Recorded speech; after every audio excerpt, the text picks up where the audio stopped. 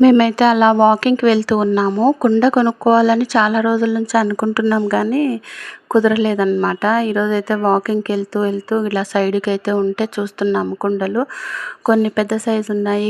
చిన్న size, medium size దాని కింద స్టాండ్ అయితే ఉన్నాయన్నమాట. మా ఆయనైతే ఒక కుండ సెలెక్ట్ చేశాడు. పెద్ద కుండ అయితే కొంచెం పొద్దుటి నుంచి సాయంత్రం వరకు ఉంటే చల్లగా ఉంటాయి కదా! మళ్ళా రాత్రి పోసి పెట్టుకుంటే పొద్దునకైనా చల్లగా ఉంటాయని ఒక బిందెన్నర, 2 బిందెలు పట్టే కుండ అయితే తీసుకున్నామన్నమాట. ఇంకా ఆ కుండకైతే ట్యాప్ లేదు. ఇంకా ఆమె ఇప్పుడే ఏసిచ్చేస్తాను ఒక 5 నిమిషాల్లో అని కుండకైతే ట్యాప్ పెడుతుందన్నమాట. ఇంకా చిన్నగా ఒక హోల్ పెట్టుకుంది. పెట్టుకున్న తర్వాత దాన్ని సుత్తితో కొట్టేసింది.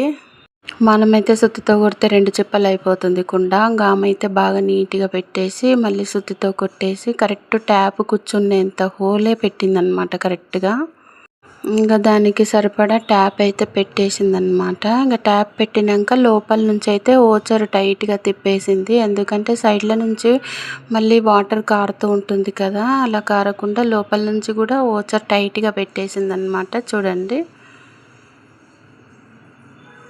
ఇంకా మళ్ళీ ఇప్పుడైతే ఓచర్ పెట్టేస్తుంది లోపలికి. ఇంకా టైట్‌గా అయితే తిప్పేస్తే ఇంకా కారదనమాట కుండ. ఇంకా టైట్‌గా తిప్పేసిందనమాట దాన్ని ట్యాప్‌ని.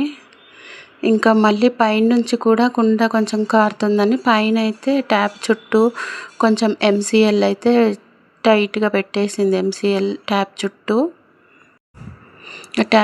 ఎంసీఎల్ కూడా పెట్టేసింది. ఇంకా మా ఆయన ఎక్కడి నుంచి మీ వ్యాపారము ఎన్నేళ్ళ నుంచి జరుగుతుంది అని ఆమెతో అయితే ఒక మంచి ముచ్చటైతే వేసాడనమాట. ఈమెతోనే కాదు, ఎక్కడైనా వాళ్ళు పని చేస్తుంటే వాళ్ళతో మంచిగా ఫన్ టైం చేస్తుంటాడు మా ఆయన అయితే. ఇంకా ఎంసీఎల్ కూడా పెట్టేసింది. ఇంకా ఆమె అయితే 40 ఏళ్ళ నుంచి కుండల వ్యాపారం చేస్తున్నారంట. ఎక్కడో కరీంనగర్ నుంచి వస్తున్నామని చెప్తుంది. ఇంకా నేను కూడా ఒకసారి అయితే చెక్ చేశాను.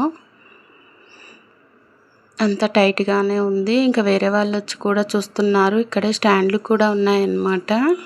ఇంకా మేమైతే కుండ తీసుకొని అయితే ఇంటికైతే వచ్చేసాము. దాని నిండా వాటర్ అయితే పట్టి పెట్టామన్నమాట.